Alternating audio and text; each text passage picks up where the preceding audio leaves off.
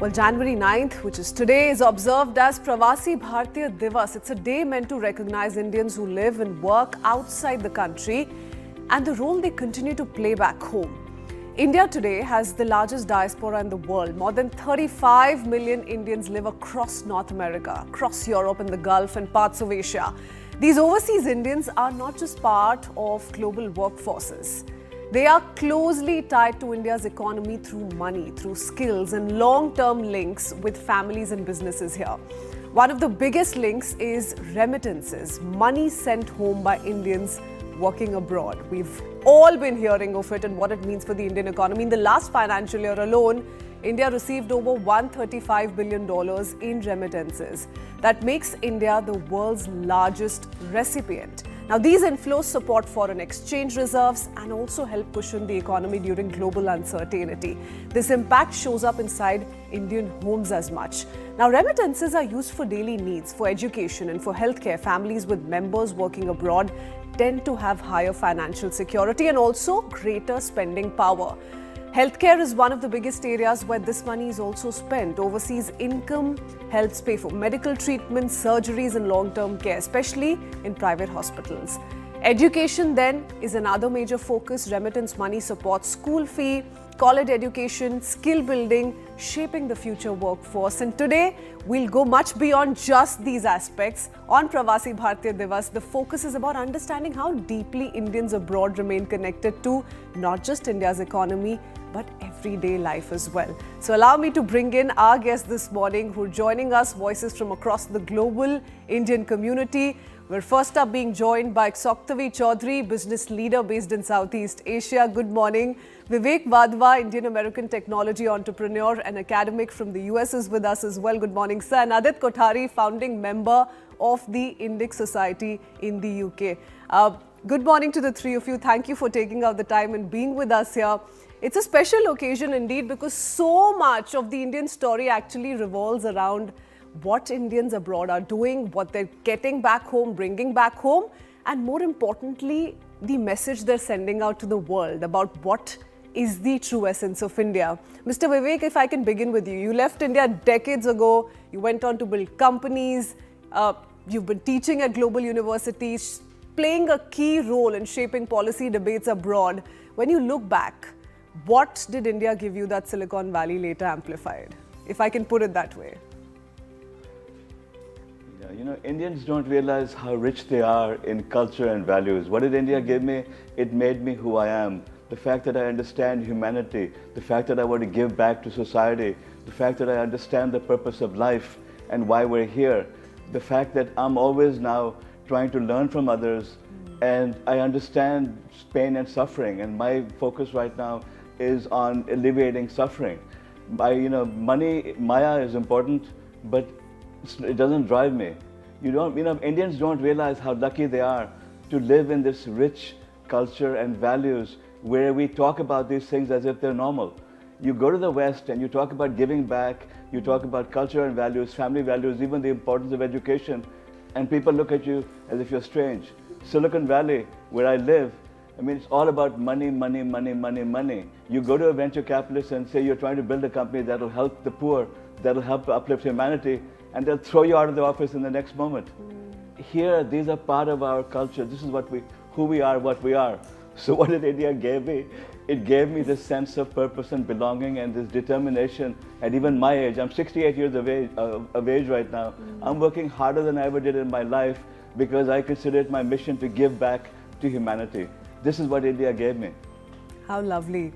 Mr. Kothari, if I can now come to you and shift the conversation from just the economics and the key highlight of what really Indians truly feel about their culture. Tell us how you think the role of Indian diaspora has evolved from being economic contributors alone, because largely the last 2 decades or so, that's been the story of Indians who are working abroad.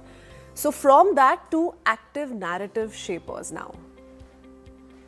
So I think when we look at the Indian diaspora abroad, slowly, they have achieved high feats in domains of economics, in technology, in the IT sector, etc. And that automatically sort of translates into, them sort of ensuring that they are lobbying for better policies, and as a consequence, they are then becoming narrative shapers. Now, as a consequence of what is happening politically across the Americas and the UK, for example, the rise of anti-Hindu and anti-India hate, we've seen a surge of almost 700% of hate crimes against the Hindu diaspora in the UK since the Leicester riots, since 2022. So they have now actively come into countering the misinformation that has now spread across the academic domains and the journalistic domains. So now Indians are slowly sort of understanding the importance of using that soft power and leveraging it to ensure that they can consolidate their positions better and ensure that, the communities, the other host nations, the other diasporas that live abroad, understand the significance of Indian diaspora living with them. I mean, Mr. Wadhwa is from the US, so he'd probably concur with me.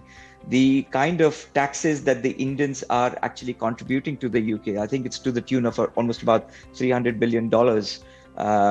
It's unparalleled with the kind of proportion of population that they are of the US, and the kind of contributions that they're providing in terms of taxations is massive. So the communities need to understand how important it is to have communities like the Indians who are net contributors and not net consumers. Whereas, there are communities which are coming across into the Western world who are predominantly coming in as not as economic immigrants, but as immigrants who predominantly want to basically extract out of the systems. And that is not what the Indian diaspora stands for. So I think that sort of narrative building is slowly now starting. People are starting to have those important conversations as to how much, low crime rate the Indian diaspora is involved in and how much of a net contributor they are. And that plays a huge role in how Indians are viewed abroad, across the world. Mr. Chowdhury, good morning. Let me ask you, how do you then strike the balance? So we've spoken about the economics of it all, what Indians bring to the table. Why is it such a warm reception everywhere we go? There is something that we leave behind, but you've had your own share of experience. Tell us, how do you kind of strike that balance? So you got to be competitive out there, but at the same time, Indians want to make sure that they're not losing their cultural grounding. How does that happen? How do you make it happen? Yes, sir. You see, we are Northeast in Assam and Laos is almost similar culture. And we also always inviting our culture Northeast Indian culture in Laos, and we show them to how is our culture is, how is your culture is almost same. And last time is our Prime Minister, Honorable Prime Minister Narendra Modi ji, his own visit in Laos. Then we show in front of him Bihu dance. Which one is he like it? And he asking is once more, and their performance is 2 times. Not just that, we've seen how when Indian leaders travel abroad, there is so much of Indian delicacies now on the menu. There's so much change that we've seen essentially the last decade or so. Mr. Wadhwa, has the idea India or the world changed to India and the world, especially for many young Indians abroad who've been looking at that opportunity and finally have been able to get to that point? First of all, what has changed is that India is now a land of opportunity. When my generation came from India to the United States, there was no opportunity in India. The country was practically going bankrupt under the policies that had been implemented. There was nothing to do over here. Now there's more opportunity for young entrepreneurs, even for students who study abroad in India than there is in the West. So they see this now as a country that is, rising, that has all the talent that they need to be able to build companies or to implement their ideas. So they're now looking at India in a very positive light. They're not ashamed of India like a previous generation of Indians were. They're actually proud of their country. So this mindset change is leading now to many people coming back to India to build over here. And it's causing people like me who live in Silicon Valley to build their companies in India because of what India has to offer. It's a huge, huge change from just 20 or 30 years ago. Can you just quickly put out an interesting story for us, a story that can inspire us to actually think that yes, many are walking that talk, many are now turning back to India. So there are people who've moved away, they've been abroad for a few years and are now looking at job opportunities back in India. So tell us if you have any interesting stories, Mr. Wadhwa, of this reverse trend that's kicked in sharply the last 5 to 10 years.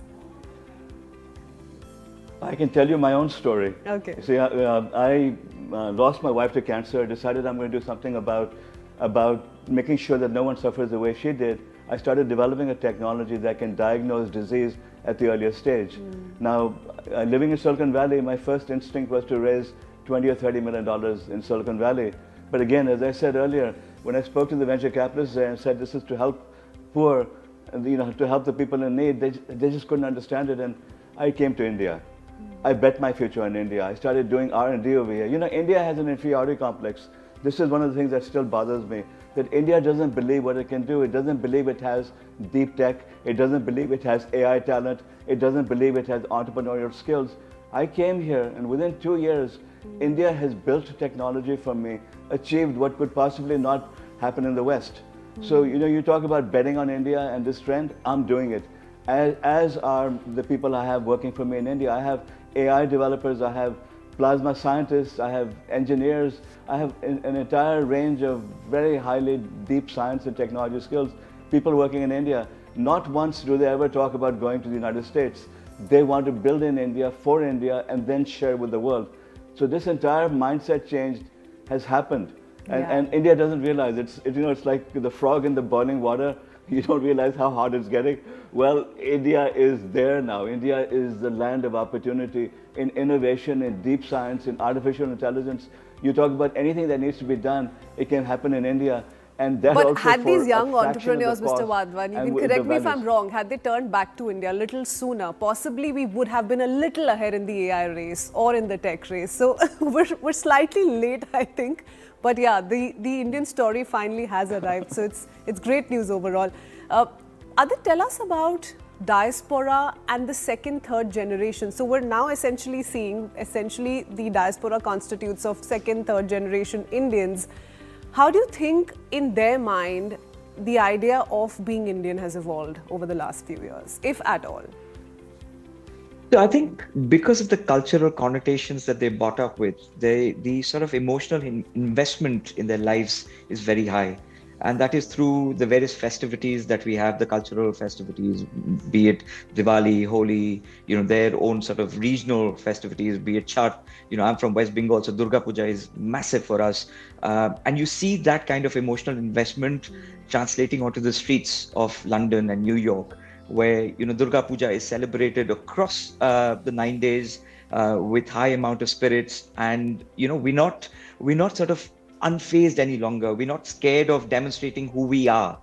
We're very, very proud of actually celebrating and showing our cultural dominance. That we are a civilization of 5,000 years old, and this is the kind of cultural connotations that we bring across to your streets. Diwali is now celebrated as a global festival. Holi is actually celebrated as a global festival, where you see rave parties basically being held with colors and etc. So I think there is that sort of emotional investment, and the young Indians who are the Indian origin people of various backgrounds are now growing up, understanding what it means to them. They're understanding their civilizational roots, they're understanding their history, and now they're connecting to it. I think where we are certainly lacking... So they no longer feel confined to religious practices, cultural participation, festive participation. They're actually embracing it more and more. That's true. I mean, you say my daughter would identify herself as a British Indian. She wouldn't just identify herself as British only. Similarly, Americans growing up in the US would identify themselves as Indian Americans. Rishi Sunak has been one of the biggest mantle bearers of our civilization value system. I mean, he took the oath on Gita. There was big amount of ruckus about it, but there was also vast amount of support for it, because he was embracing his identity, and he's not scared of embracing who he truly was. He's an Indian he's a British of Indian origin. and he was elected to become the prime minister, the first Asian prime minister of Britain. But at the same time, I feel from a governmental perspective, from a policymaker perspective, there needs to be more outreach done through the various missions to ensure that, you know, these various people living across the seven seas, they feel sort of not alienated. They are just not looked as partial stakeholders where they're basically investing into the Indian economy and becoming part of that whole churning system through, becoming the economic remittance holders. They need to be felt more secure. So I'm not saying that, you know, they should be given dual citizenship, but the OCI needs to be strengthened further to ensure that, you know, they're given a bit more leverage of being... And so they can make, frequent trips to India. Not to take away from the seriousness of the conversation, but yeah. Absolutely. Just not that, but also the fact that, you know, OCIs are now being looked at as more as privilege rather than right. Okay. Mr. Chowdhury, I'd like to bring you in and look at the micro picture here. If an Indian today wants to build a career outside of India, what skill matters more than degree? Skill matter, you see, take risks. Whenever you take the risks, there is success. People are said always that waiting for the right time and right decision. Right decision is never coming. That's why you have to take your own decision and you have to take the risks. When is the risk is the success, and when is the mistake, you did the mistake, and after mistake, you do the success. That is the mean success. Some people mistake mean you take the mistake, that means you are success. You don't do the mistake, this you are not success. That's why our people, I tell them whenever people coming, you see, you have to take the risks. Without takes, you cannot grow, because you say the right time. Right time never come to you. Oh, yes, I agree. Mr. Wadhwa, what is it about Indians? So you spoke of how India is already there. Indians are right on top.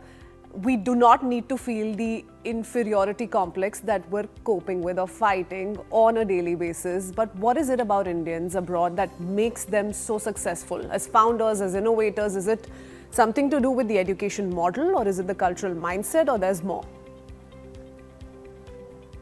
Well, let's look at Satya Nadella. Okay, he runs one of the most valuable companies in the world. Before Satya Nadella took over Microsoft, it was known as the evil empire.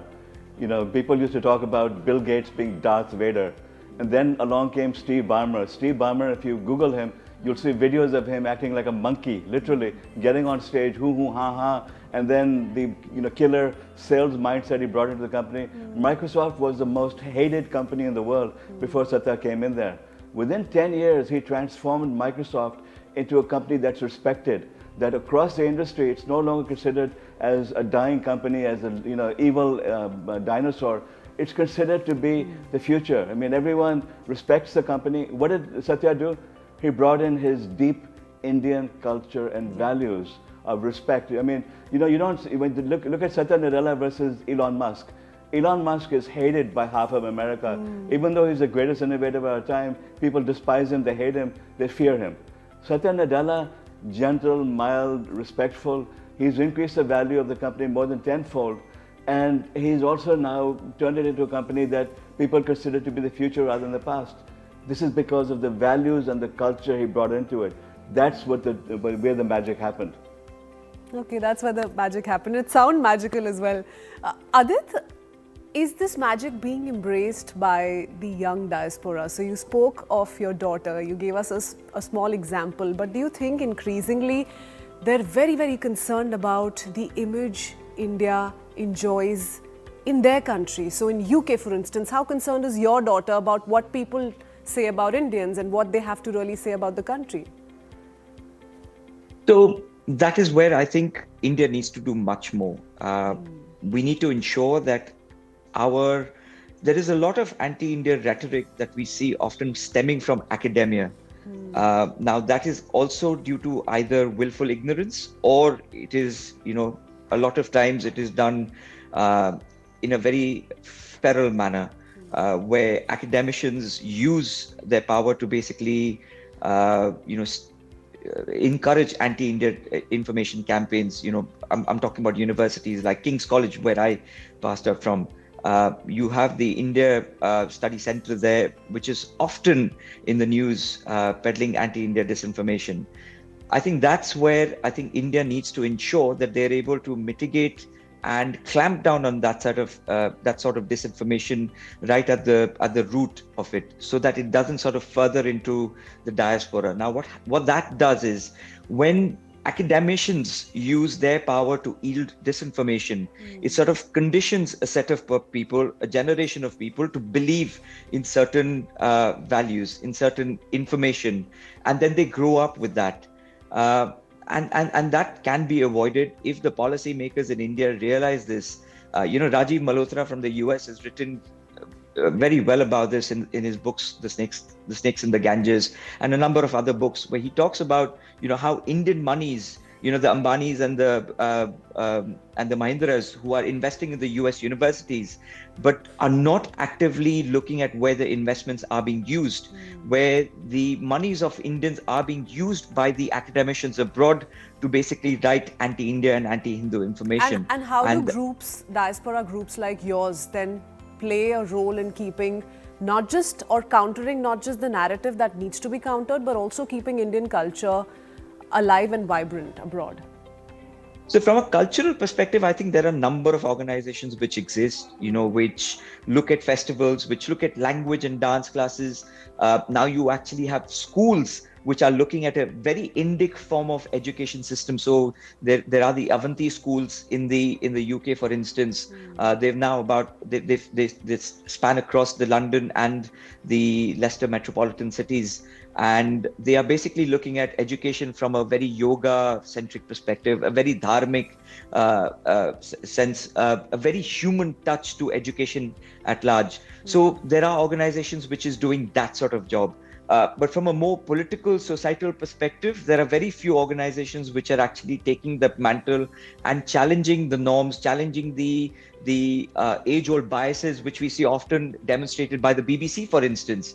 How the BBC uses its platform to basically call Holi a filthy festival, but there is absolutely no challenge coming from the government of India. So it's down to people like us. But are people really giving into that kind of a narrative? Because there are still a huge section of people abroad who are embracing Indian values, culture, tradition, religion, festivities. So many of them are now moving to India altogether. Rishikesh, for instance, there are so many foreigners out there who've embraced that way of life and really don't want to give into this kind of a narrative. So what I'm saying is that there are, I think, all kinds of people, and it's what you want to believe in and what you pick really for yourself. But Mr. Wadhwa, closing remarks here. Yeah, running out of time, so I need to quickly wrap up. I was just going to say quickly that you see the surge of far right in across Europe and America, so that will have an impact on the Indians living there. Sorry, Mr. Wadhwa. Okay, lovely. Mr. Wadhwa, closing remarks. Because what I would say is that a lot of what you're hearing is a tempest in a teacup.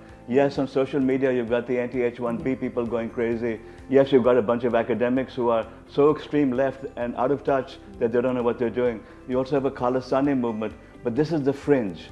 Just like we have a fringe in India, we have a fringe in the United States and Europe that is very loud and noisy. But the rest of America respects Indians. The fact that you can have Indian, and half Indian almost becoming president of the United States, the fact that you have Indians running for Senate and for governorships and so on, is because Indians are widely respected. We are everywhere. We're in universities, doctors, schools, you name it, Indians are everywhere, and they're building trust and confidence and respect from Americans. So yes, you're hearing a lot of noise right now, but don't get, let's not have that overshadow what we're doing. Indians are achieving success everywhere, and they're uplifting the world because of their culture and their values. And what's the biggest responsibility, Mr. Wadhwa, that lies on them? So the biggest responsibility of successful Indian abroads, if you could just sum this up for us in 30 seconds. We have to educate, we have to inspire, we have to motivate, we have to show them the depth of our culture and values, we have to teach them, give back to the world the way India always has. This is why India was always respected, because it was always giving to the world. Nalanda University used to teach the world, okay? Our culture and values are all over the world. We have to continue that and remember what we have and value what we have here, our culture and values. Okay. Adit, I want to come to you. I'm going to use this as an opportunity to quickly swing in 2-3 questions because it's a day that we really need to discuss where we're headed. Tell us if you can recall or share a moment when you felt most Indian outside of India, because that's also a point of reflection on how a lot of people you live by your day and you don't end up realizing these small little things. So give us a quick example if you have any. I think for me, watching Sadiq Khan, who's the mayor of London, come out to Trafalgar Square and celebrate Diwali with scores of Indians, I think that was a celebration on its own. It sort of, took us back a few years to how Diwali was basically celebrated and should be celebrated across the world, where it's just not confined to one particular religious community, but it should be celebrated across humanity. Because it's a fight of good over evil, and that is the spirit that it should be celebrated in. So the fact that a Muslim mayor of London came in to celebrate that, goes to demonstrate that this has an appeal across the continents, across religious lines, etc. And that's the sort of Indianness that I think one can be particularly extremely proud about. Mr. Wadhwa, would you have a moment on top of your mind when you felt most Indian outside of India, or does that keep happening every now and then? You see, when I fight these battles with the anti-immigrant groups, when I now talk about Indian culture and values, this is the Indianness in me. I take pride in Indian culture. If you can hear the things I'm saying. Yeah. Yes, there are a lot of problems in India. There's a lot to be concerned about, sad about. There are extreme fringe, elements in India also. But the fact is that when you look deeper than that, when I look at myself, when I look at what I'm doing now, the fact that I'm spending day and night giving back to society is because of what my parents taught me, what what India taught me, what India gave me. So it's given me a gift to give me a purpose and to give me a reason to exist and to work hard. I don't know what more you can expect from any country. Yeah. Thank you to the both of you. That's all the time we have, but thank you for inspiring us, for really walking the talk and really painting this beautiful image of India while you continue to stay a little away from all of us.